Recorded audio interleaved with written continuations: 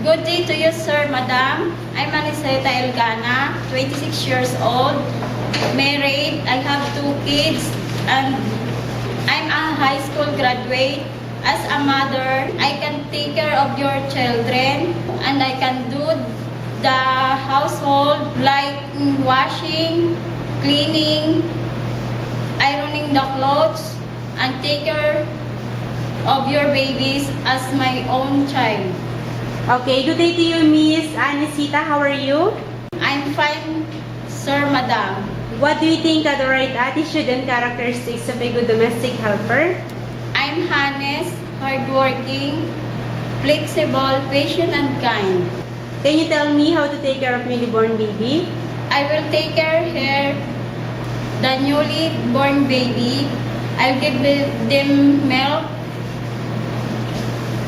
treat vitamins, and also I'll give bath and change the clothes and diapers, and also love them as my own child.